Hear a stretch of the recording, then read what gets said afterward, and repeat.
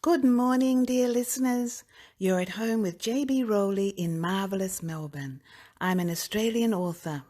It's 6:30 in the morning. I've been up since just after 5, had my first cup of tea, and this morning I had half a slice of toast with Vegemite with my cup of tea. It's Saturday the 29th of January 2022. The temperature is 17 degrees, which is around 62 degrees Fahrenheit, and we're heading for a top of 24 here in Melbourne. Our heat wave was broken yesterday by a thunderstorm. In fact, it's still raining outside. It was bucketing down all day yesterday and still raining outside. During our heat wave, I went to Middle Park Beach to watch the sunset with a friend. Oh, it was a dreamy evening. How lucky am I to live just a short 10-minute walk from the beach. And what's more, I live even closer to a great pizzeria called Ragazzi, which is where I went on Thursday evening with my good friends Kay and Claudette.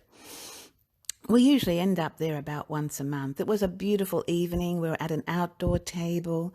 There was a bit of a sea breeze to cool us down.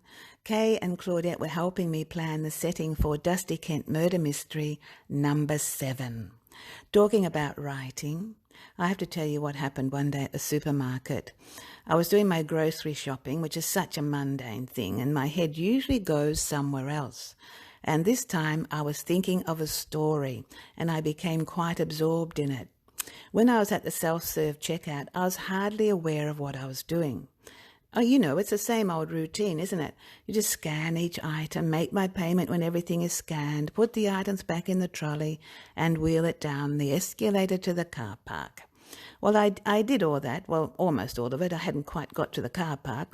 I was still working on my story, and I just reached the top of the escalator when someone tapped me on the shoulder.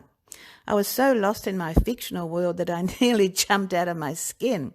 Anyway, it was the self-serve checkout assistant. She'd run after me to tell me I'd left all my groceries behind. That's when I noticed I was wheeling an empty trolley. Oh, wow, pretty stupid, huh? And that's what happens when, as my mother used to say, you have your head in the clouds. Talking about my mother, did you know I wrote a sequel to Whisper My Secret called Mother of 10? It's not available in audio as yet, but the ebook and print version are out there in cyberspace, waiting for you to buy them. Anyway, back to my day in Melbourne today. Well, the rest of the day, I don't have a lot of activities on today. I'll be doing my yoga just after this. Yoga's been part of my life for more years than I care to remember. In the afternoon, I'll be meeting up with my Italian chat group. That's a group of crazy Aussies who have been trying to learn Italian.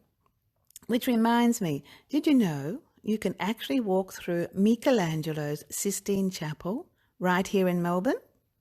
I haven't been to it yet. It's an exhibition. It sounds very interesting. It's a life-size reproduction of Michelangelo's Sistine Chapel. Apparently they used high-definition photos to reproduce the ceiling paintings and a special printing technique. And it just apparently feels just like the real thing. Anyway, I think it's rather appropriate to have a reproduction of Michelangelo's work since he had a knack for doing reproductions himself.